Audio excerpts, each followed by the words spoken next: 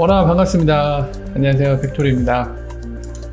아이고, 네, 오늘도 쉽지 않은 하루네요.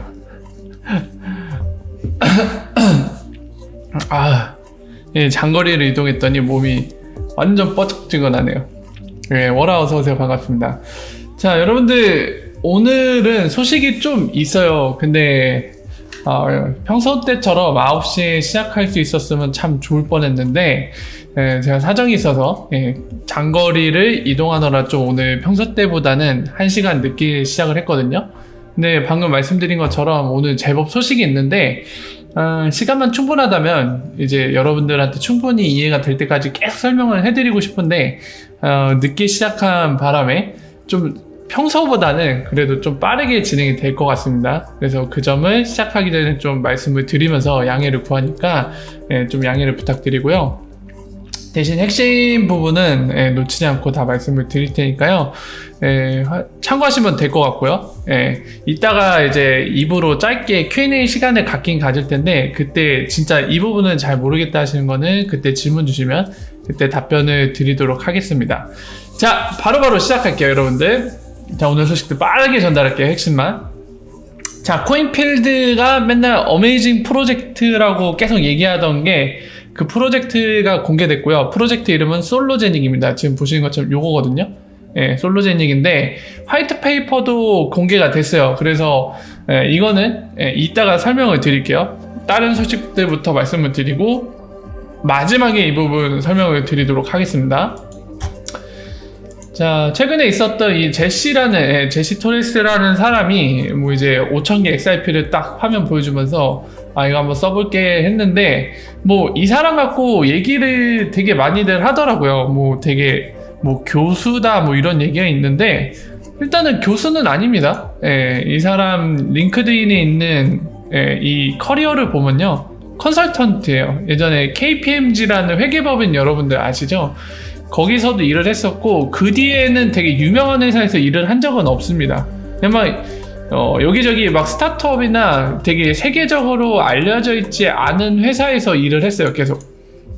그래서 지금 커리어를 보면 되게 많아요. 심지어 아마존에서 셀러도 했어요.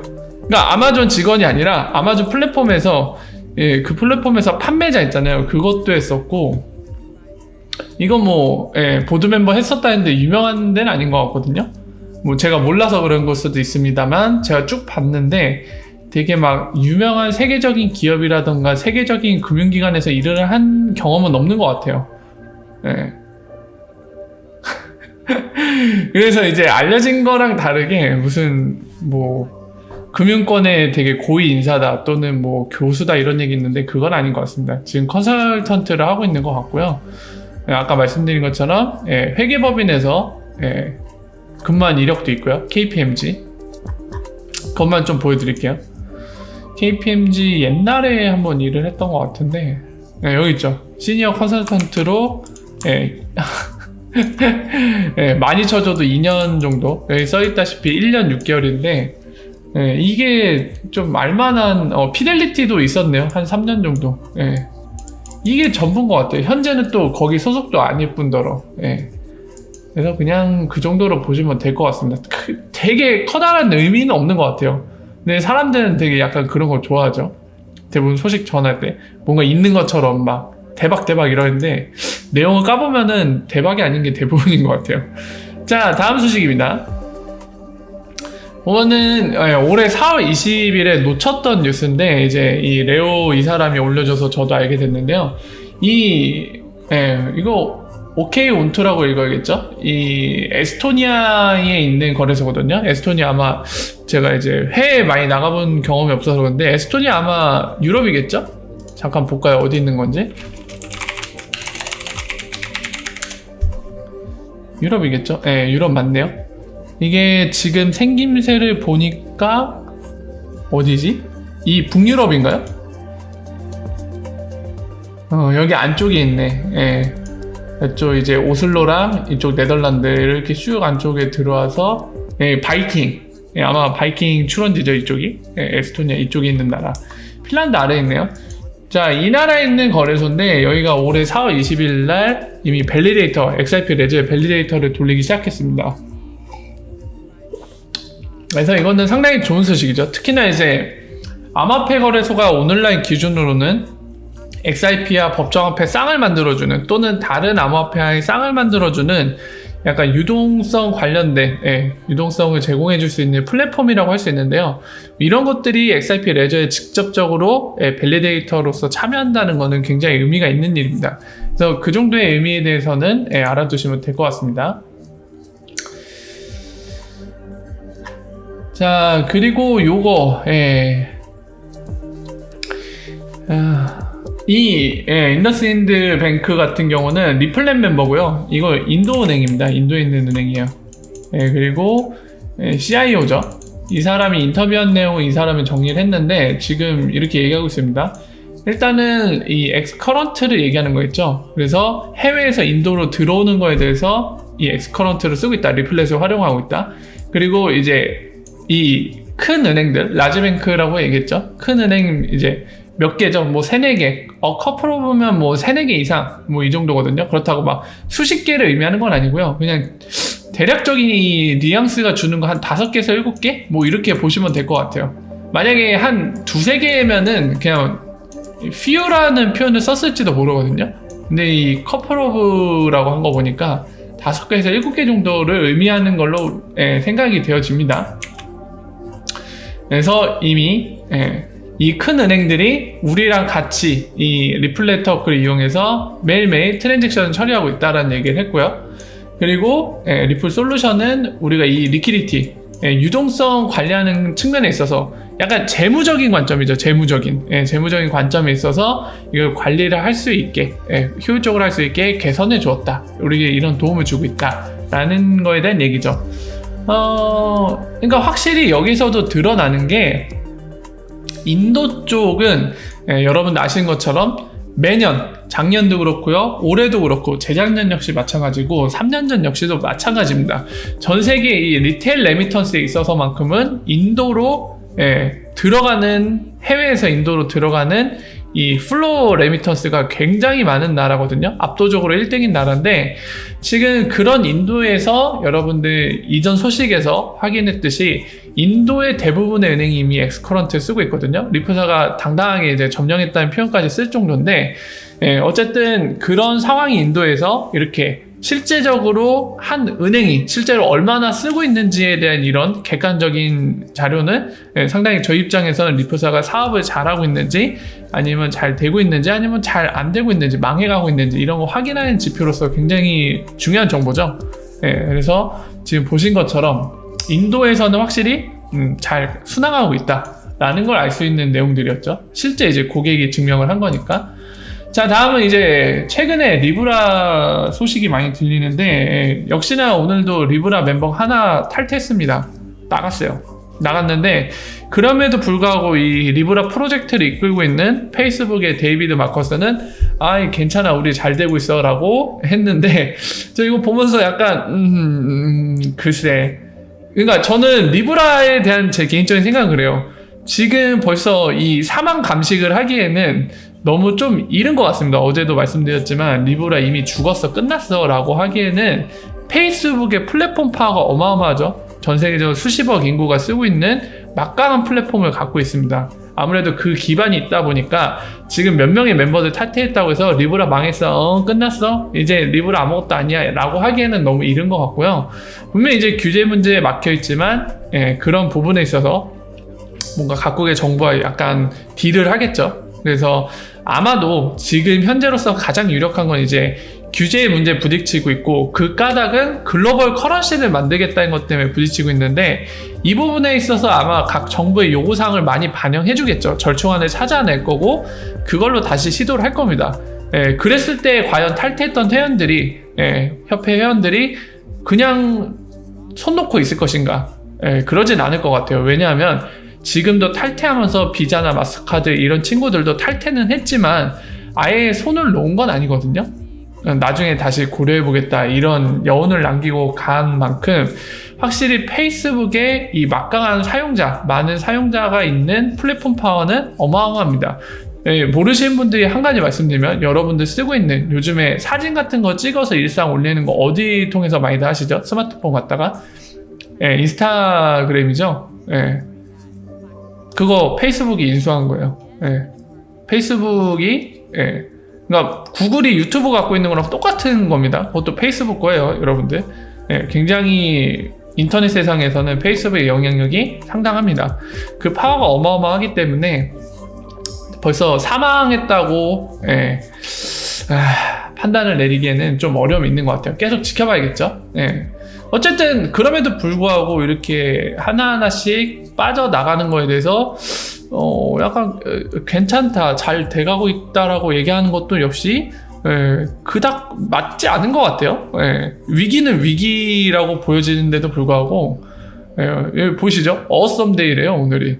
막 탈퇴를 하고 있는데 하나씩 알 수가 없습니다. 네, 어쨌든 그렇습니다. 자, BRD 월렛 같은 경우는 어제도 말씀드렸지만은 리플사와 최근에 스프링이 좀 더 이제 전면에 나서면서 이제 개발자 도구 틀 같은 것도 제공하겠다면서 여러 가지 파트너십 소식들을 쏟아냈죠. 특히나 이제 비트페이나 이런 것과의 파트너십 소식을 강렬하게 쏟아냈는데 그 중에 하나가 지금 보시는 BRD 월렛입니다. 처음에는 이제 브레드 월렛이라고 알려졌던 이건데 리플사가 역시나 여기와도 도원의 결의를 했어요. 뭐냐면 스프링 통해서 투자를 하는 대신 얘네들의 지분을 가져가면서 동시에 이제 XIPI 유스 케이스를 만들어라 해갖고 그렇게 도원의 결의를 했습니다. 내용을 보니까요, 얘네는 디지털 지갑인데 이 디지털 지갑을 활용할 수 있도록 API를 제공할 예정이라고 합니다. 그러니까 어떤 얘기냐면 이 지갑을 개발자들이 활용해서 손쉽게 개발할 수 있도록 스프링이 만들어주는 그 개발자 툴이 있죠. 거기에서 BRD 월렛과 손쉽게 결합해서 사용할 수 있는 코드를 짤 수 있는 뭐 함수나 API 이런 것들을 제공할 예정이라고 합니다. 그래서 그 측면에서 이제 비즈니스적인 협력을 하고 있는 것 같아요. 지금 드러나는 거는. 그래서 요약해서 말씀드린 게 그 내용이고요. 뭐 코인베이스 커스터디 서비스를 하고 있는데 얘네 이더리움의 스마트 컨트랙트를 쓴다고 합니다. 뭐 여러 가지로 이제 왜 이걸 쓰는지 설명을 하고 있는데 저는 그닥 관심이 없습니다. 관심이 없어서 여러분들 혹시나 궁금하신 분들은 한번 보십시오. 얘네는 이더리움의 플랫폼 위에서 이 커스터디 서비스를 제공하는 게 본인들은 안전하다고 생각하나 봐요. 전 궁금하지 않아서 패스하겠습니다. 자, 보시면은 이제 오늘 하이라이트 소식 중에 하나인데 여러분들 이미 보셨겠지만 비스와 리플사가 도원 해결을 했습니다. 머니그램 때와 똑같이 한나란시에 죽겠다는 건 아니지만 그래도 어느 정도 이제 비즈니스적인 이해관계가 맞기 때문에 서로 윈윈하자고 도원 해결을 했죠. 그래서 딜의 내용은 리플사가 펀딩을 해주고요. 비스한테 펀딩을 해주고 그 대가로 이제 지분을 갖고 그리고 동시에 지분을 어느 정도 챙겼기 때문에 이제 비스에 이제 감시를 해야겠죠. 이제 이 딜 파트너 내용을 잘 수행하는지 감시하기 위해서 애쉬를 이사로 꽂아 넣습니다. 꽂아 넣으면서 동시에 이제 비스가 그 펀딩을 받아서 하기로 한 내용은 라틴 아메리카, 뭐 브라질이나 아르헨티나, 뭐 여러 남미 국가들 있죠. 거기에 이제 리퀴디티를 제공할 수 있는 플랫폼을 만드는. 그러니까 멕시코에 있던 비소가 이제 멀티 확장을 하는 거죠. 다른 나라, 뭐 아르헨티나, 브라질, 지금 얘기 나온 것처럼요. 근데 특히나 이제 브라질이라는 거에 힘은 좀 줬어요. 라틴 아메리카라고 이제 큰 덩어리에서 얘기하는 동시에 브라질에도 힘을 줬습니다. 그래서 여러분들 제가 이제 브라질 쪽에 있는 브라질 오피스에 있는 리플 매니저 직원한테 확인을 했었잖아요. 이제 3분기 저 쿨피스 먹고 있어요. 쿨피스 중간에 목이 아파서 마시고 있습니다. 자, 3분기 아니면 이제 4분기 초에 이제 브라질도 이제 엑스라피드 통로가 열린다고 확인해 줬었잖아요. 그래서 이제 역시나 좀 관심이 가고 궁금한 건 이제 브라질에서 XRP 브릿지 할 때 XRP와 법정화폐 유스케이스 그걸 만들기 위한 페어는 어디에서 도대체 제공할 것인가, 그거 역시도 이제 궁금한 부분 중에 하나였는데 이게 의외로 빗소가 될지도 모르겠습니다. 거기로 바로 멀티를 해갖고 빗소가 그 역할을 할 가능성이 되게 높아 보이거든요, 현재 기준은. 워라 어서오세요. 반갑습니다. 그래서 아마도 이제 빗소를 생각보다 저도 막 그렇게 멕시코에 있는 거래소라 크게 생각 안 했는데 지금 빗소와 리프사가 협력을 강화하면서 동시에 남미 쪽에 있는 국가들은 빗소한테 좀 맡길 생각인 것 같아요. 그래서 아예 지금 도원 해결이까지 했다는 거, 굉장히 좀 브레이킹 뉴스급이었죠.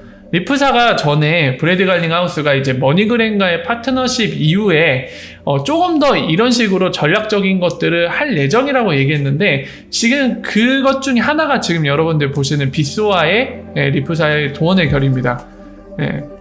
저도 예상 못했어요. 남미 쪽을 이렇게 빗소한테 맡길 줄이야.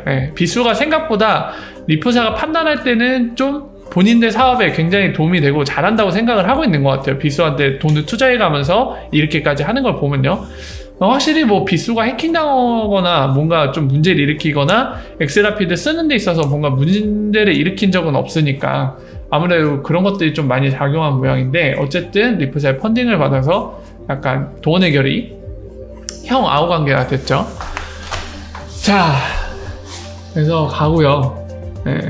보시면은 피네스트라 그 뱅킹 솔루션을 만들어서 제공한 업체 중에 하나라고 말씀드렸죠. 여러분들이 대부분은 피네스트라보다는 아마 테메노스, TCS 이런 데를 더 많이 하실 텐데 피네스트라도 그렇게 뱅킹 솔루션을 만들어서 공급하는 업체 중에 하나입니다.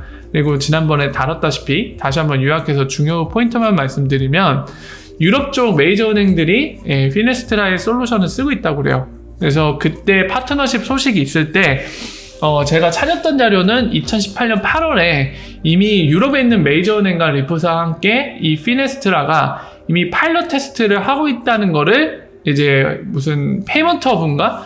그쪽 컨퍼런스 자료를 통해서 제가 확인을 했었죠.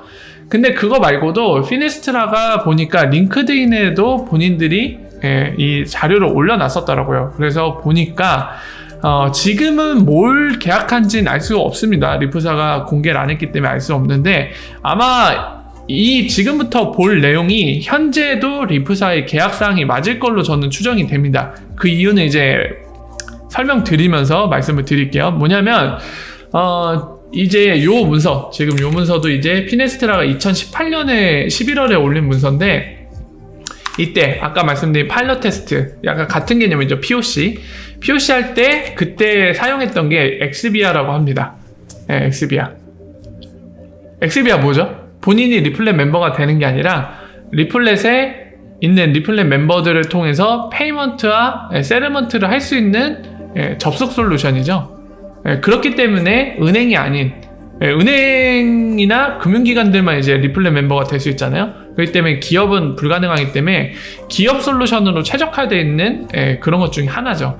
근데 마찬가지로 이 피네스트라 역시도 저거를 쓰기에 적합한 게 얘네는 뱅킹 솔루션이잖아요. 솔루션 만들어서 파는 건데 피네스트라가 약간 계약상의 문제도 발생하겠죠. 예를 들어서 피네스트라가 지난번에 말씀드렸다시피 클라우드에 본인 뱅킹 솔루션을 구현해서 이제 고객들한테 판매를 했어요. 그럼 그 고객들이 피네스트라의 클라우드에 접속을 해서 이 솔루션을 쓸 텐데, 근데 리플렛 연결이 될 수 있도록 파트너십을 맺었다고 나왔잖아요.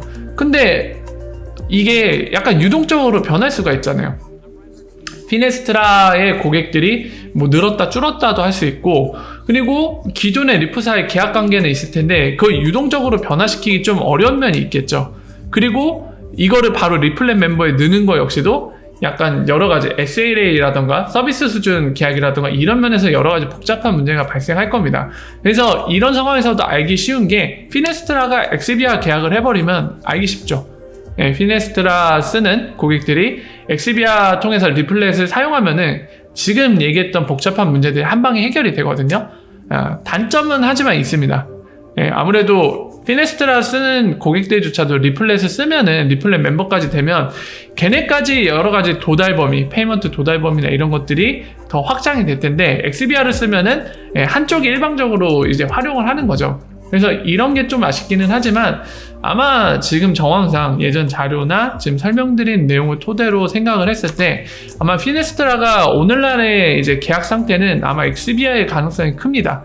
네, 굉장히 커요. 그래서 그 정도는 아마 참고를 해두시면 도움이 되실 겁니다. 네, 그래서 이렇게 정리를 할 수 있을 것 같고요. 요거 약간 의아한 건데 지금 보시면 도쿄에서 이제 블록체인 프라이버시 개인정보 관련해서 뭔가 컨퍼런스가 있는 모양인데 이 친구가 누군지 모르겠어요. 저는 아시는 분 좀 얘기 좀 해주세요. 어쨌든 요 일본 컨퍼런스에서 발표를 하는데 지금 보시면은 이제 리프사 고객들이라고 이렇게 하나 올려놨거든요. 근데 보면은 여기에 참고하실 게 웨스턴 유니언은 뭐 최근까지 테스트하고 있다니까 알만하고 리안리안페이도 여전히 있어요. 중국. 그리고 보면은 유니페이도 있고요. 디로컬도 있고. 이게 누구죠? 누군지 아시는 분 계시나요? 전 누군지 모르겠어요. 보면은 이제 코인원도 있죠. 우리한테 친숙한 코인원도 있고, 예, 지금 리프사 현재 멤버라고 지금 고객들이라고 이렇게 표기를 해놓은 거거든요. 예, 참 재밌습니다. 고객이 상당히 많죠. 예. 누구지? 누군지 모르겠어요. 예.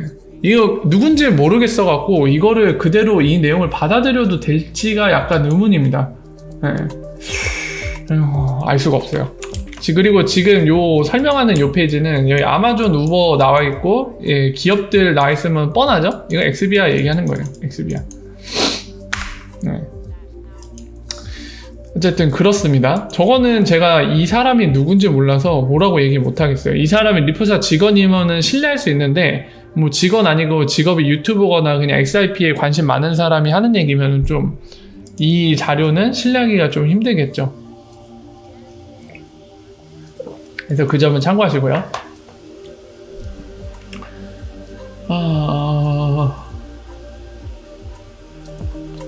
네, 산탄데르는 또 얘기가 나왔죠. 네. 산탄데르는 이 GTS 뒤에 나오려나?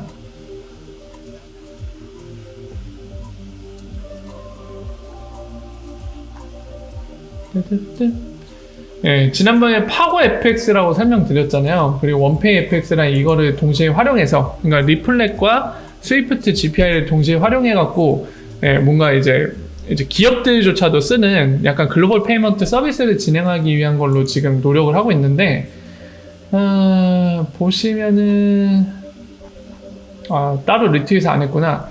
서비스명도 있는 것 같습니다. 뭐 글로벌 페이먼트 서비스, 뭐 GPS 뭐 이런 식으로 달았던 것 같은데 뭔가 좀 더 구체화시키면서 명칭까지 만들어서 서비스를 하려고 굉장히 이 가시화시키면서 체계적으로 만들고 있습니다. 그러니까 산탄데르도 이 신기술들을 활용한 본격적인 서비스 진행을 위해서 가동을 위해서 굉장히 노력하고 있는 거에 대해서 참고하시면 될 것 같아요. 그래서 거기에 대한 자금도 추가적으로 지금 쏟아붓고 있습니다. 굉장히.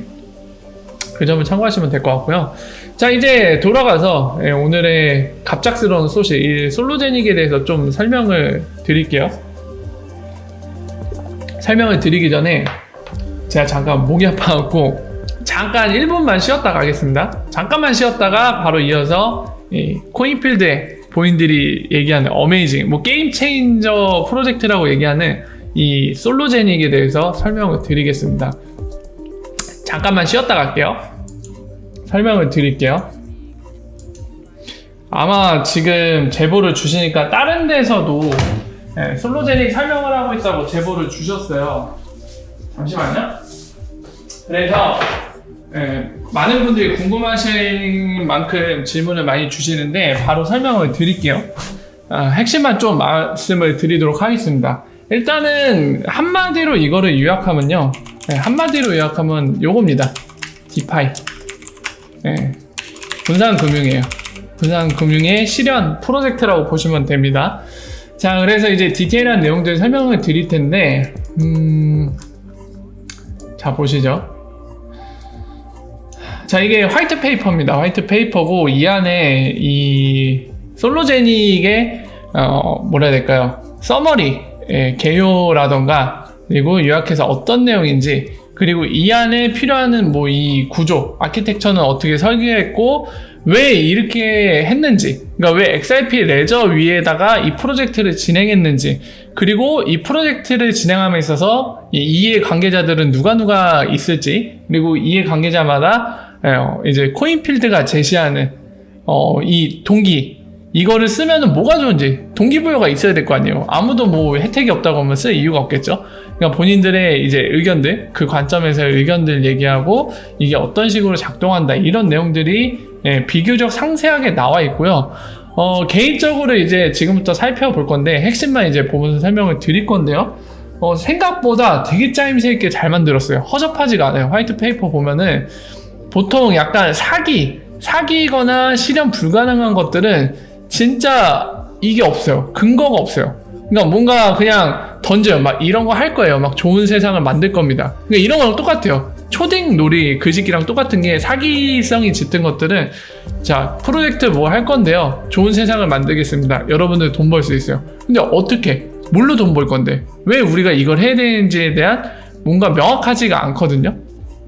근데 그런 것도 잘 챙겨 있고, 더불어서 이거는 블록체인과 크립토 커런시를 쓰는 거기 때문에 각 나라에 있어서 규제에 관련된 것도 걸린단 말이에요. 근데 나름 본인들 이제 법적인 측면은 제가 이게 뭔가 뭐라 해야 될까요? 합법인지 불법인지 제가 판단할 수 있는 능력은 안 됩니다. 왜냐면 여러분들 잘 아시지만 제가 법조계 인사는 아닙니다.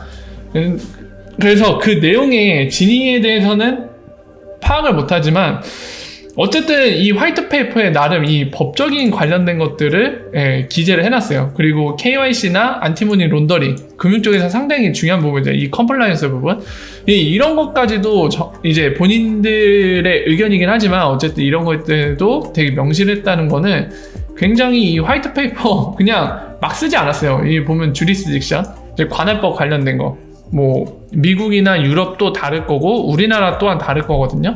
이런 것들에 대해서 명시를 해놨다는 거, 상당히 많은 고민과 노력을 한 게 보입니다. 허접하지가 않아요. 굉장히 노력을 해서 만든 게 보여지거든요. 자, 그래서 이제 여러분들한테는 아마도 이제 내용이 궁금하신 거잖아요. 그래서 내용을 이제 설명을 드릴까 합니다. 자, 결론부터 말씀드리면은 아까 말씀드린 것처럼 한마디 요약은 분산 금융을 이제 본인들이 실현하겠다. 분산금융 서비스를 제공하겠다는 거고요. 그 안에 디테일한 내용을 보면은 여기 보시죠? 여기에 다 키 비즈니스 나와 있네요. 온디맨드, 토커나이제이션, 뭐죠 여러분들? 다 토커나 시키겠다는 겁니다. 현실 세계에 있는 뭐 주식이든 뭐든 간에 다 토커나 시키겠다는 거예요. 첫 번째 1번 그거고요. 자, 2번 여기 보시죠? 넌 블록체인 에셋, 뭐죠? 블록체인 에셋이라고 얘기하는 건 대부분 다 뭐죠? 암호화폐, 크립토 커런시를 얘기하는 거죠. 그러니까 크립토 커런시 아닌 것도 트레이드 되게 하겠다. 이 키비즈니스 중에 2번이고, 그리고 스테이킹 리워드, 이따 자세히 설명드리겠지만 얘네가 솔로, 이름이 참 거식이에요. 여기 보시죠? 솔로라는 토큰을 발행할 겁니다. 그러니까 마치 그거랑 똑같아요. BNB랑 똑같아요. 바이낸스 코인 있죠? 그랑 똑같이 이 코인필드의 이 게임 체인저 프로젝트라고 본인들이 밝힌 이 솔로제닉의 프로젝트, 이 분산금융 서비스 프로젝트에 대해서 본인들이 기본 베이스가 되는 본인들의 토큰으로 솔로라는 이름으로 토큰을 IEO 한다는데, 사실 제가 볼 때는 ICO나 다름없는데 본인들은 IEO라고 부르더라고요. BNB처럼 만들어서 본인들도 판매를 하겠다. 이런 것들을 스테이킹, 그거 똑같죠. 예금이랑 비슷하게 보시면 됩니다. 하면은 거에 대한 보상을 주겠다. 그러니까 이 솔로라는 본인들이 만든 토큰 중심으로 생태계를 만들겠다는 거죠. 그리고 더불어서 이 크립토 커런시 카드를 만들겠다. 그러니까 암호화폐 본인들 서비스를 통해서 지갑에 보유하고 있으면 그걸로 실제에서 결제가 될 수 있는 그 카드를 만들겠다는 거고요. 그리고 커뮤니티들이 참여할 수 있는 그런 뭔가를 만들어주겠다는 거죠. 뭐 있어요. 뒤에 이제 설명드리겠지만 마켓 메이커들에 대해서도 뭔가 혜택을 제공하면서 참여를 유도하는 그런 것들에 대해 얘기를 하고 있거든요. 자, 여기에 대해 이제 설명을 드리도록 하겠습니다. 역시나 초반부에 앱스트랙트 나오는데 이거는 설명 안 들어도 되겠죠? 방금 제가 설명 드렸으니까요. 넘어갈게요. 넘어가면서 핵심만 말씀을 드리겠습니다. 코인필드 소개예요. 본인들 어떤 경력상을 갖고 있는지, 뭐 지금 현재 서비스 수준이 어떤지, 언제 출발했는지 막 이런 설명 나와 있습니다. 근데 우리 이런 게 궁금한 건 아니니까요. 자, 이런 서비스 넘어가고, 안드로이드, 그리고 의외였던 거, OTC 데스크를 운영하고 있었어요, 코인필드가. 장외거래. 그러니까 기관들이 막 대량으로 구매하거나 이럴 때 보통 우리가 일반 거래소처럼 쓰는 곳을 통하기 좀 어렵잖아요. 근데 지금 같은 금융기관들이 뭔가 거래를 하기 용이하게 할 수 있는 장외거래 제공하는 OTC 데스크를 운영하고 있었습니다. 몰랐어요. 이것 때문에 알았어요. 자, 이제 본인들 뭐 미션, 비전, 꿈이나 막 이런 것들, 코어 밸류, 본인들 서비스의 핵심 가치 뭐 이런 것들 얘기하고 있는데 관심 없죠, 저희는. 그러면서 이제 주식 얘기하고 있습니다. 이제 이 시장에 대한 고려사항들 얘기하고 있어요. 뭐 이제 본인들이 어떤 목표를 갖고 뭐 이 프로젝트를 하려는데 지금 시장 상황이 어떤지 이 배경에 대해 설명하고 있는 거거든요. 관심 없습니다. 넘어가겠습니다. 뭐 시장에 뭐 골드는 이제 비중이 얼마나 되고, 에퀴티는 얼마나 되고, 머니 서플라이 얼마나 되고, 채권 본드는 얼마나 되고, 부동산 얼마나 되고, 여러 가지 나 있는 크립토는 이거밖에 안 된다, 비중이. 얘기하고 있죠. 하지만 우리 관심사가 아닙니다. 넘어가겠습니다. 궁금하시면 보세요. 자, 그래서 이제 소개를 합니다. 그래서 우리가 이런 상황에서 하려는 거는 바로 분산금융인데, 프로젝트 이름은 솔로제닉이다. 그래서 이 생태계를 어떻게 만들어 나갈지에 대한 설명이 이제 나오기 시작합니다. 그래서 아까 말씀드린 것처럼 솔로코인, 이 이름을 너무 잘못 지은 것 같아요. 우리나라 입장에서 약간 웃기거나 거부감이 들 수밖에 없는 이름인데요. 어쩌다 보니까 솔로라는 이름이 붙었는데 어쨌든 그렇습니다. 자, 이 솔로제닉이라는 프로젝트 위해서 이 친구들이 얘기하는 건 이제 주식 거래 역시 토큰화 시켜서 할 건데, 보면은 전 세계에 있는 글로벌 스탁 익스체인지 주식 거래소 25개가 넘는 그 거래소에서 이제 거래가 될 거라고 합니다. ETF까지 포함해서요. 그리고 주식 같은 것들. 그래서 이런 것들이 가능하기 위해서 이제 어떻게 만들지, 구현할지에 대한 얘기가 나오는데, 이거를 구현하기에 XRP 레저를 선택했다고 합니다. 그 이유가 나오는데 그냥 간단히 설명드릴게요. 요거 센서십 얘기하는데 결국에 이거는 제일 탈중화되어 있다, 이 얘기고, 그리고 패스트 에피션트, 이거 빠르고, 그러니까 초당 TPS 굉장히 빠르죠. 이론상으로, 그러니까 이론상뿐만이 아니라 실제로 가능한데, 실제 그만큼의 TPS가 현재는 필요 없기 때문에 이제 언급 안 되는데, 10만 TPS 넘어가죠. 근데 이제 리프사는 오늘날 이제 1500 플러스 TPS라고만 표기하고 있는데, 공식으로 밝히고 있는 스펙을 그대로 기재했습니다. 어쨌든 TPS 빠르고, 트랜잭션 원장 하나 이제 기록해갖고 넘기는데 3, 4초면 되죠. 그래서 그 부분을 얘기하고 있는 거죠. 그래서 이런 특성들 때문에 이제 스케일업을 한 거죠. 굉장히 확장성도 용이하고. 그런데 선택한 이유 중에 하나가 그거라고 얘기하는 거고요. 이 소프트웨어 거버넌스, 리프사의 탑 클래스, 월드 클래스 개발자들이 계속 유지 작업이라던가 이 개발, 여러 가지 활동을 계속 하고 있는 것도 장점으로 얘기를 했고요. 그리고 안전한 거, 지금까지 해킹 당한 적이 없죠.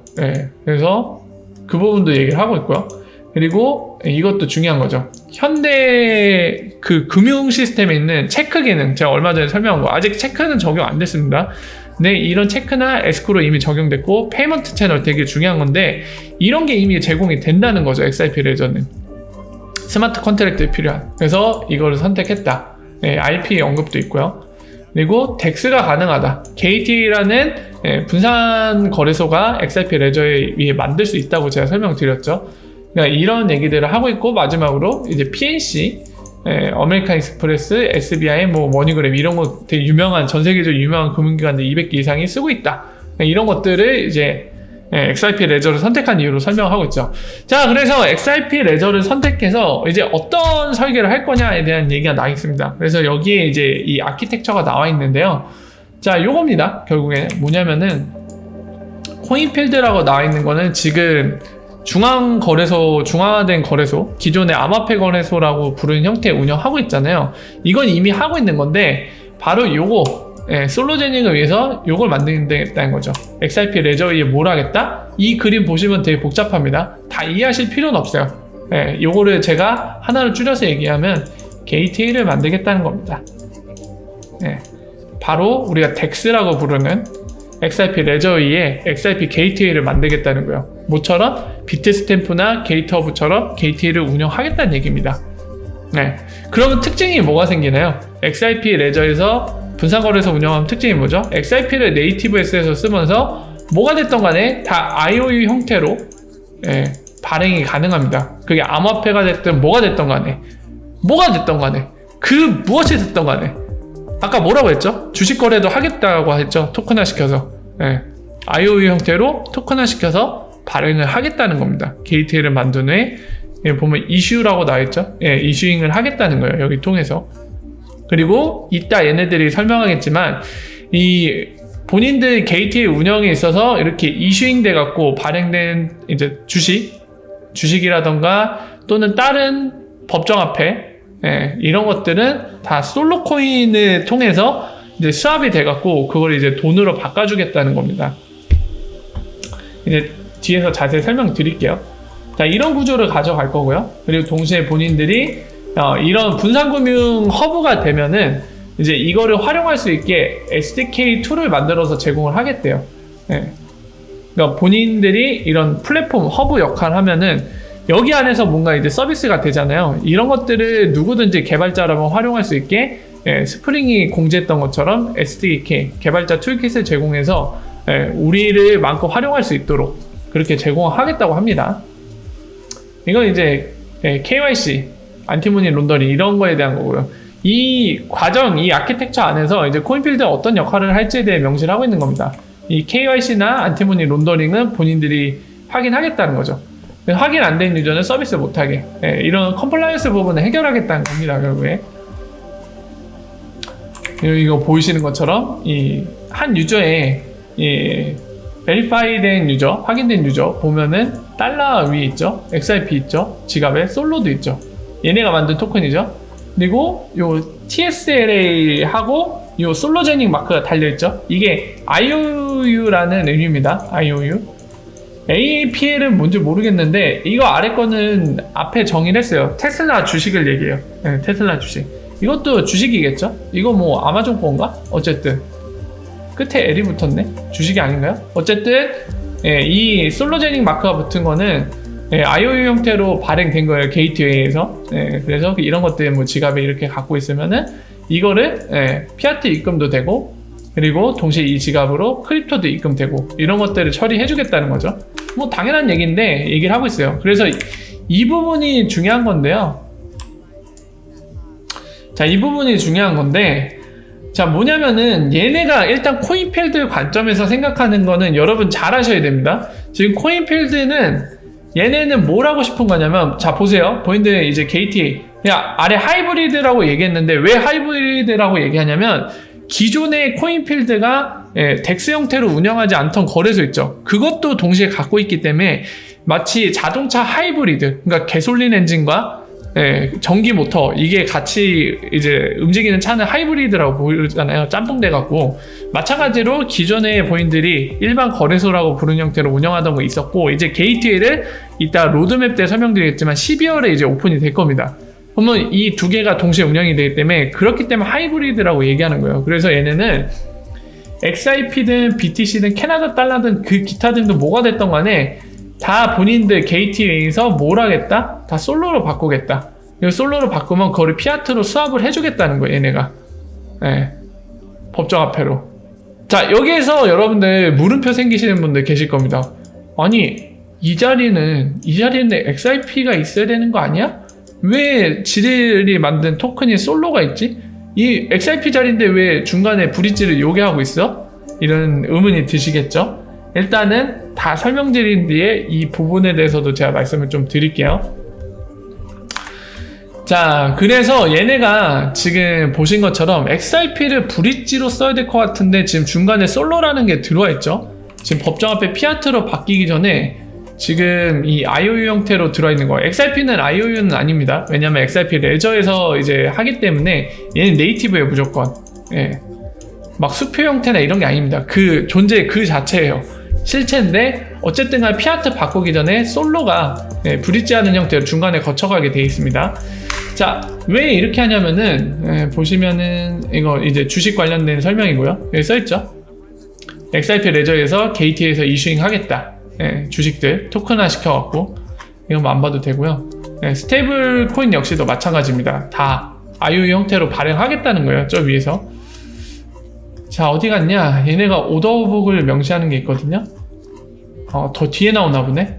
앞에 지나갔나? 이미?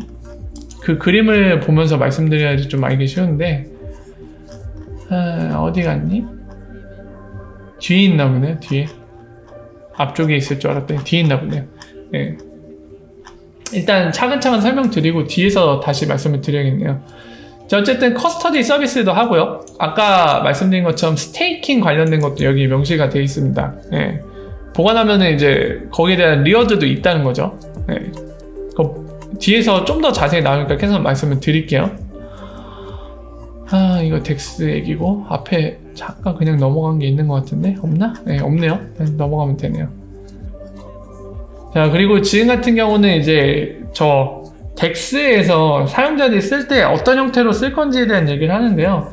지금 보면은 덱스 유저들 이거 쓸 때 프라이빗 키를 본인들이 보관하겠다고 합니다. 그러니까 여러분들 개인 계정으로 여기에 참여할 수 없어요. 이거 참여하고 싶으면은 코인필드가 새롭게 만든 계정, 그 계정에서 여러분들 사용이 가능합니다. 이게 뭐냐면 프라이빗 키를 코인필드가 보관하겠다는 거예요. 그래서 호스팅이라고 적어놨죠. 그러니까 게이트웨이에서 사실 개인들 계정으로 참여를 할 수 있는 게 일반적이고, 그럴 경우에는 여러분들 계정 비밀번호는 여러분만 알고 있어서 사용이 가능한데, 코인필드는 그렇게 안 하겠다는 겁니다. 그냥 기존 거래소처럼 블록체인 위에서 분산거래소 형태로 운영은 하지만 우리 거래소에 참여할 때는 그 순간에 계정을 새로 만들어서 그 계정은 패스워드 우리가 갖고 있고 우리가 보관하면서 서비스 제공하겠다는 거예요. 여기에 대해서 반감이 드신 분들 계실지도 모릅니다. 충분히 반감을 가질 만한데 단점만 있는 거 아니에요. 단점은 이제 코인필드가 해킹당하면 여러분 계정이 통째로 날아간다는 건 단점이긴 하지만 그 단점이 있지만 코인필드가 만약에 본인들 과실로 인해서 이제 고객들의 재산이 뭔가 자산이 피해를 입는다면 거기에 대한 본인들이 책임을 지겠다고 하면은 뭐 그거는 큰 문제가 없는 거죠.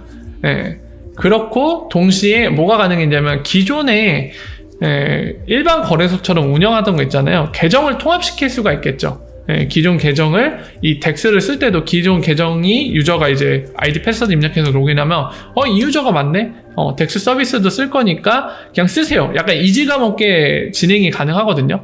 근데 아무래도 원래 원론적인 덱스를 쓰는 방식을 쓰게 되면 개인 계정도 들고 와서 막 세팅하고 이런 걸 하게 되면은 그 세팅이 생각보다 되게 어려워요. 일반 사용자한테는. 그냥 저 같은 사람들한테는 크게 어려울 거 없는데, 왜냐면 원래 IT 쪽이니까. 근데 이거를 그냥 IT 쪽 아닌 일반인들한테 아무리 가이드를 하면서 해도 생각보다 복잡합니다.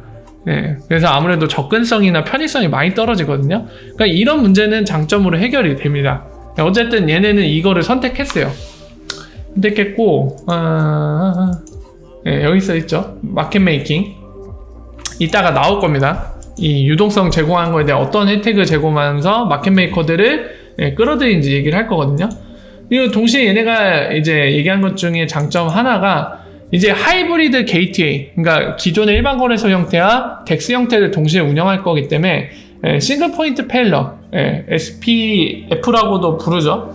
그러니까 단일 지점이 하나가 뭔가 이제 오류가 나거나 장애가 떨어지면은 기존 같은 방식은 그냥 거래소 장애 나면 여러분들 거래도 멈추고 그 순간에 떡상하거나 떡락하면은 이제 사용자들이 피해를 입잖아요. 근데 이 하이브리드 방식으로 하면은 한쪽이 이제 무너지더라도 한쪽이 살아있으니까 유지가 될 수 있다, 이 얘기입니다. 그래서 그런 거에 대한 뭐 디도스 공격을 받거나 그래도 두 개 다 다운이 되지 않는 이상은 정상적으로 거래소가 계속 유지되기 때문에 이런 건 장점이다, 이 얘기를 하는 겁니다. 자,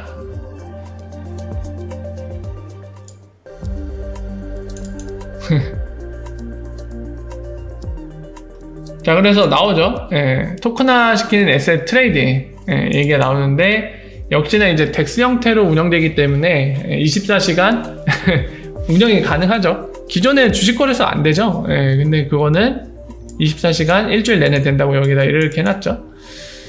자, 그래서 보시면은 크레딧 카드 관련된 건데요. 지금 보시면 이제 스테이킹 리워드에 대한 언급이 나옵니다. 이 크립토 카드를 똑같이 만들 건데 형태는 크레딧이죠. 또 신용카드 형태네요. 자, 어쨌든 보시면은 등급이 나눠져 있는데 등급은 뭘로 결정된다? 이 솔로라는 본인들이 만든 토큰을 얼마나 홀딩하고 있는지에 따라 등급이 나눠집니다. 그래서 40만 개 이상 갖고 있으면은 프레스티지 등급이네요. 아주 특별한 등급이고 이 사람들이 이 크레딧 카드 쓰면 캐시백이 2%만큼씩 돌아온대요. 근데 참고로 여러분들 이거 솔로가 얘네가 이제 세일을 할 때 0.25달러로 판매한다고 하거든요. 그럼 4개가 1달러예요. 그러면 이게 10만 달러거든요. 솔로 40만 개의 가치는 10만 달러인데 얼마예요? 100만, 1000만, 1억 2천만 원 정도치 이상 솔로를 홀딩하고 있으면 이 프레스티지 등급해갖고 얘네가 만든 이 크립토 크레딧 카드를 쓰면은 2% 페이백이 돌아온다. 이 얘기입니다. 그렇게 혜택을 주겠다는 얘기예요. 지금 보시면은 여러분들 지금까지 설명된 것만 봐도 느낌 오시죠? 아까 주식 거래 관련된 거 토큰화해서 하겠다. 본인들 플랫폼에서. 그리고 동시에 이제 소비자들이 쓸 수 있게 뭘 하겠다? 크레딧 카드를 만들겠다. 그래서 본인들이 만든 토큰을 일정 부분 보유하면 그 기준으로 등급을 나눠서 혜택을 캐시백 같은 걸로 주겠다. 이 크레딧 카드는 어디다 쓰라고 만든 걸까요? 어디든 써갖고 상인들한테 페이먼트 지불될 때 본인들이 그거를 처리해 주겠다는 거죠. 이 안에서 아까 보신 것처럼 솔로 코인으로 전환돼서 거의 피아트로 바꿔서 본인들이 처리해 주는 형태로, 그러니까 마치 신용카드 회사나 또는 기존의 은행처럼 역할을 한다는 거죠. 지금까지 설명만 봐도 분산금융의 본인들 허브가 되겠다는 얘기를 하고 있는 거죠. 자, 보시면은 솔로의 가치 나와있죠. 테더로 패깅이 났나요? 뭐 근데 테더가 달러랑 거의 비슷한 가치니까 그냥 대충 봤을 때 약간의 오차는 있겠지만 똑같겠죠. 솔로의 최대 맥스 서플라이는 100만 1000만 4억 개네. 4억 개. 4억 개가 총 발행된다고 합니다. 그러면은 1억 달러죠. 한 1200억 정도, 우리나라 돈으로 이 정도 규모가 발행이 될 거고, 처음에 IOU 할 때 가치는 1솔로당 0.25달러 정도. 자, 그래서 그 스펙을 공개하고 있는 거죠. 이건 넘어가면 될 것 같고요.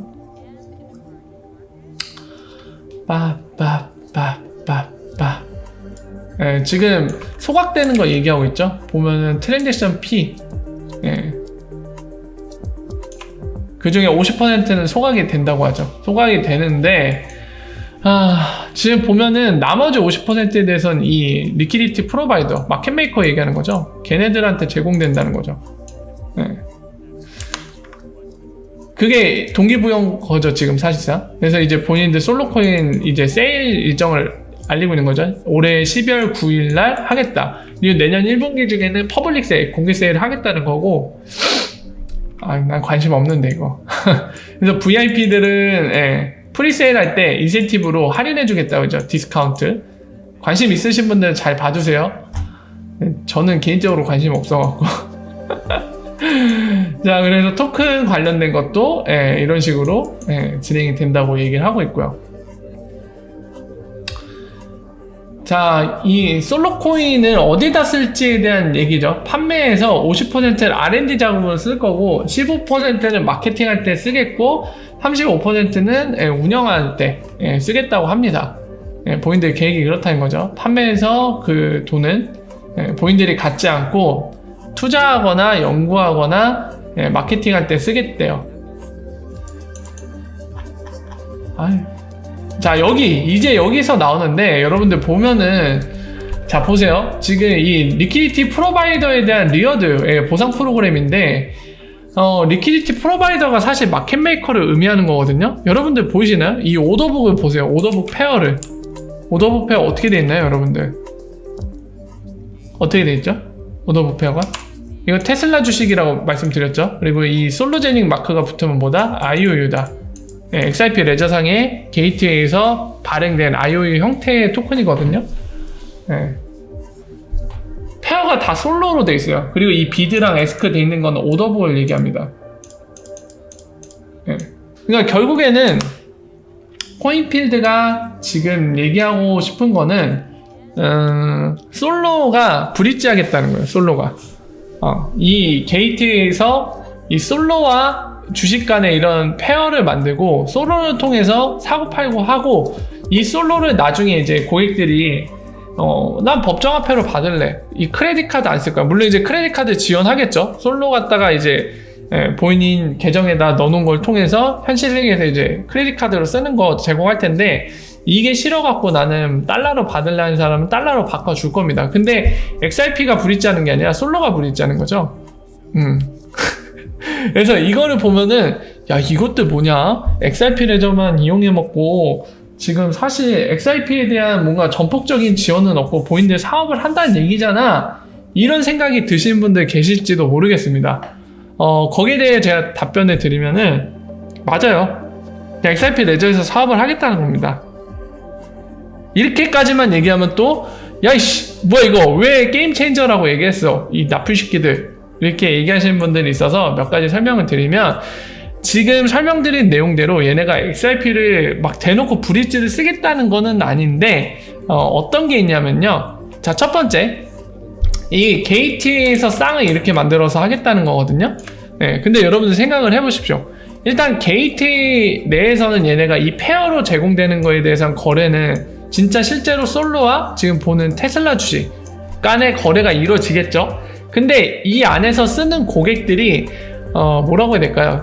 다른 게이트웨이로 옮기거나 이런 거를 할 때 자동으로 뭐가 적용이 되냐면 두 가지 과정이 적용됩니다. 리플링이라는 로직이 작동하면서 동시에 뭐가 작동하냐면 오토브릿지라는 게 작동을 해요. 간단히 말씀드리면 뭐냐면요. 예를 들면은 이런 겁니다. 솔로가 뭐가 좋을까요? 달러? 네. 이거 지금은 비트스탬프가 발행한 달러로 할게요. 비트스탬프 게이트에서 발행한 달러. 솔로를 보유하고 있는 어떤 고객이 게이트에서 야, 나 비트스탬프 달러로 좀 바꿔갖고 비트스탬프 계정으로 옮겨볼래 하잖아요. 그러면 이 두 가지 로직이 작동한다고 말씀드렸는데 뭐냐면 리플링과 오토브릿지예요. 뭐냐면 분명히 얘네는 XRP도 아까 지가 보셨겠지만 이 페어도 존재할 거란 말이에요. XRP와 솔로 페어가 존재할 텐데 그리고 비트스탬프에 뭐가 존재하겠죠? XRP와 잘못 썼네. XRP와 비트스탬프 달러 페어가 있을 거란 말이죠. 그러면 오토브릿지와 리플링이 뭐냐면 이 두 가지 페어가 존재하면은 요거를 자동 매칭해줘요. 그래서 솔로 갖다가 나 만약에 비트스탬프에 이 솔로 그대로 가치만큼 해갖고 비트스탬프 계정에 달러로 받을래 하면은 이걸 자동으로 찾아줘요. 이 페어를 매칭시켜갖고 XRP가 브릿지에서 스왑하고 이 XRP 스왑한 거를 일로 옮겨갖고 여기 오더북에서 또 스왑을 해줘요. 이게 바로 리플링과 오토 브릿지거든요. 지금 같은 케이스는 XRP가 브릿지가 되는 거죠. 자연적으로. 그죠? 이게 하나 중요한 거고. 자, 그리고 또 뭐냐면은 자 보세요. 얘네한테 서운하실 수도 있지만 어쨌든 솔로로 됐다가 얘네가 결국에 법정화폐인 달러든 뭐 엔화든 바꿔줄 거 아니에요. 근데 현실 세계에 와서 얘네가 자 고객이 요청하는 이 달러나 엔화 기타 등등 법정화폐를 제공을 할 거란 말이에요. 근데 예를 들면 한국 고객으로 예를 듭시다. 코인필드 계정을 만들어서 쓰고 있었어요. 자 이제 솔로 거래에서 수익이 많이 났네. 자 그러면 제가 갖고 있는 한국은행 계좌에다가 지금 달러로 쏴주셨으면 좋겠습니다 하면 어떤 일이 발생하나요? 코인필드 본인들 계좌에서 본인들 주거래 은행을 통해서 이 고객이 요청한 돈을 쏴줘야 되잖아요. 그죠? 그럼 결국에 뭐가 일어나죠? 크로스보더 페이먼트. 결국에 리프사가 지금 겁나게 노력하고 있는 금융권에 열심히 크로스보더 페이먼트 작업을 하고 있잖아요. 그 XRP 브릿지로 쓰는 그 케이스를 이용할 수밖에 없습니다. 그러니까 아무리 코인필드가 나는 XRP 레저에서 사업만 하고 XRP는 절대 브릿지 못하게 막아버릴 거야 이런 생각을 갖고 있을지라도 그렇게 할 수가 없어요. 얘네가 대놓고 XRP 브릿지 케이스를 만들어주진 않고 있지만 얘네가 사업을 함으로써 결국에는 자연스럽게 XRP 브릿지 케이스가 만들어질 수밖에 없습니다. 그 차이점을 명확히 아셔야 됩니다. 이거 분명히 또 이제 잘 모르는 선동꾼들이 설명할 때 야 이거 그냥 대박이야, 그냥 게임 체인저라고 얘기했으니까 XRP 브릿지 만드는 케이스일 거야, 그냥 대놓고 이렇게 얘기할 텐데 맞긴 맞는데 간접적으로 만드는 케이스가 될 겁니다. 간접적으로요. 직접적으로 얘네가 만들어주는 건 아니고 얘네가 함으로써 자연스럽게 그렇게 될 수밖에 없는 그런 구조를 갖고 있기 때문에 간접적으로 지금 디테일한 거는 지금 설명드린 내용들 좀 어려우실 수도 있어요. 근데 이해를 하시면 정확하게 아실 수 있습니다. 얘네가 뭘 하고 있는 건지, 왜 이게 XRP에 도움이 되는 건지, 이런 이해가 되실 테니까 참고하시고요. 따밤. 이거 계속 얘기하고 있죠. 리퀴디티 관련된 얘기하고 있고 0.01% 차지된다고 합니다. 수수료가 굉장히 적죠. 그래서 0.01%의 절반은 소각되고 절반은 리퀴디티 프로바이더 오더북 싸준 애들한테 돌아가고. 자, 그래서 열심히 하죠. 등급 나누네요. 리퀴디티 프로바이더도 등급이 나눠집니다. 리베이트도 솔로를 만약에 들고 홀딩하고 있으면 스테이킹 시켜놓으면은 등급이 올라가면서 캐시백이 늘어나요. 아주 그냥 솔로 사라고 열심히 노력하고 있네요. 역시나 이 솔로 본인들이 만든 토큰을 많이 보유하고 있으면 트레이딩할 때 인센티브도 제공되고, 그냥 솔로 사라는 얘기예요. 결국엔 그 동기부여를 하고 있죠. 본인들이 이걸 R&D 자금이나 마케팅이나 이런데 운영 비용을 쓸 테니까 솔로 많이 사주세요, 이 얘기입니다. 결국에는. 자, 그래서 뭐 중요한 건 다 설명드린 것 같네요. 끝난 것 같네요. 이게 로드맵이거든요. 마일스톤이라고 적혀있는데 보시면은 12월 여기 있다. 12월에 토큰이 릴리즈되고 처음 세일을 시작하는 건 VIP만 VIP만 이제 코인필드 VIP 고객들로 대상으로만 12월에 이제 세일을 하고요. 내년에 들어가면 이제 퍼블릭 세일하고 내년 중순 돼야지, 미드라고 적혀있죠. 내년 1분기 중순쯤, 그러니까 2월쯤을 얘기하는 겁니다. 2월쯤 돼야지 이 솔로가 트레이딩이 가능해져요. 이 얘기는 뭐냐면 솔로와 이제 XRP 페어 같은 것들 만들어서 거래가 되게 만들 거고, 캐나다 달러나 이런 것들. 그리고 3월쯤 레이트 1분기 쿼터 1 써있으니까 3월을 얘기하는 거겠죠. 그때 크립토 크레딧 카드 신용카드 발행할 거고 런치 시킬 거고 2분기 때 게이트에 만든다고 하네요. 내년 2분기 때. 그리고 3분기 때 이제 시큐리티, 그러니까 주식 같은 거 거래할 수 있게 2020년 3분기에 출시 런치한다고 합니다. 자, 요약해서 로드맵을 말씀드리면 한마디로 얘기하면 내년부터 시작한다, 이 얘기죠. 올해는 없다, 내년부터 시작할 테니까요. 자, 그래서 여기까지 해서 정리가 됐는데요. 조금 그거 맞아요. 윤님이 얘기하신 거. 그 코인필드가 S 반대로 마크 그려놓고 요거죠. 요거 보이는데 게임 체인저라고 얘기하는 프로젝트가 지금 보시는 화이트 페이퍼로 지금 설명을 드린 거고요. 한마디로 요약하면 분산금융 허브고, 이 안에서 이제 본인들 사업을 하겠다는 겁니다. 본인이 이제 블록체인 시대에 걸맞게 분산금융 허브가 되어서 우리가 한번 블록체인을 바탕으로 사업을 해보겠다, 금융사업을, 이 얘기입니다.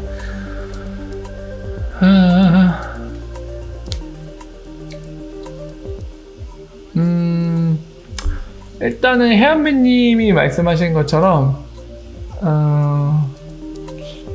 지금 이제 해안배님 얘기는 이더리움 네트워크에서 ICO를 리플렛에서 하는 걸로도 생각할 수 있는데 옛날처럼 법적 문제가 있게 하지는 않을 것 같다는 생각이 드네요. 그 부분은 저도 비슷한 생각입니다. 아마 지금 단어 선택도 IEO라고 한 거 보면은 뭔가 이제 컴플라이언스, 되게 복잡한 법적인 문제에서 그 최근에 SEC가 계속 ICO 하는 건 명백히 증권법 위반이다, 우리한테 등록 안 하고 하는 건 위반이다, 막 이렇게 얘기하면서 굉장히 칼을 갈면서 쑤시고 있잖아요. 그러니까 그런 거를 뭐 SEC에 공식으로 등록을 하고 미국에서 세일을 하든지, 아니면 그 ICO가 아니라 IO라고 부를 만큼 뭔가 그걸 회피해서 갈 수 있는 컴플라이언스 수단이 있어서 이렇게 진행을 하는 거겠죠. 예. 그것도 준비 안 하고 이렇게 하지는 않을 것 같습니다. 자, 그래서 이 정도로 정리할 수 있을 것 같습니다. 한마디로 다시 한번 요약하면 본인들이 솔로 토큰이라는 걸 만들어서 본인들이 분산금융 서비스를 제공하겠다. 그 안에서는 주식 거래도 될 수 있게 하고 모든 걸 토큰화시켜서 거래하고 동시에 그거를 그 목적을 달성하기 위해 뭘 만든다? XRP 레저상의 게이트웨이를 만든다. 그래서 우리한테 중요한 관점에서 XRP 브릿지 유스 케이스가 있냐? 있다라고 얘기할 수 있다는 거죠. 두 가지가 있는데 일단은 이 두 가지를 얘기하기 전에 이 코인필드가 이 솔로제닉이라는 프로젝트를 하면서 직접 XRP를 무조건 브릿지로 쓰겠다라고 하는 건 아니다. 다만 간접적으로 생길 수 있다. 뭐냐면 지금부터 얘기할 두 가지인데 첫 번째는 결국에 고객들이 법정화폐로 바꿔서 이 본인 안에 솔로나 기타 등의 자산들을 거래하고 나서 나 이제 법정화폐로 바꿔받아서 쓰고 싶어 했을 때 받게 되면은 만약에 그 순간 국경을 넘게 되거나 법정화폐가 컨버팅 되는 그런 상황이 발생하면은 당연히 크로스보더 페이먼트 현재 금융 시스템을 이용하는 거죠. 그럼 당연히 그거 이용할 때 XRP가 브릿지로 사용되는 구간을 쓰게 되면은 XRP가 당연히 브릿지로 쓰이게 되니까 거기에서 사용될 수 있고요. 그리고 두 번째는 아까 설명드린 리플링과 오토브릿지 XRP 게이트웨이에서 이제 예를 들면 코인필드에 있는 계정에서 만약 비트스탬프에 있는 계정으로 비트스탬프가 발행한 달러로 바꿔서 받겠다라고 하면 방금 설명드린 오토브릿지와 리플링을 통해서 결국에 XRP가 브릿지돼서 처리된다고 말씀드렸죠. 그렇게끔 XRP 레저에 로직이 잡혀 있습니다. 그래서 이런 일들이 발생하면 코인필드가 직접적으로 XRP 브릿지를 강제시키면서 밀고 있는 그런 화이트 페이퍼 내용은 아니지만 결국에는 이런 일들 발생하면 지금 설명드린 것처럼 XRP가 브릿지로 쓰는 케이스가 나온다 라고 말씀을 드릴 수 있을 것 같아요.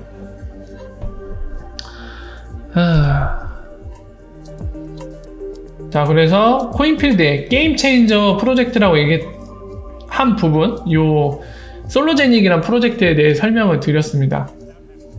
아마 이거는 IT 쪽에 대한 이해도가 높으시지 않으면 한 번에 이해되기가 좀 힘드실 거예요.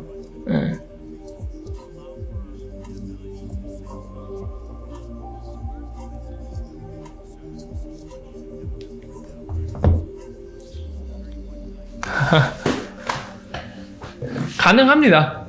IP를 쓰는 이상 코디우스가 나중에 사용될 수 있어요. 코디우스가 사실 그걸 위해 존재하는 거죠. IP 위해서 스마트 컨트랙트를 하기 위해서. 리프사가 그 목적으로 만들고 있기 때문에 얘네도 그거를 쓸 거예요. 아니면 본인들이 개발해야 되는데 그건 쉽지는 않겠죠.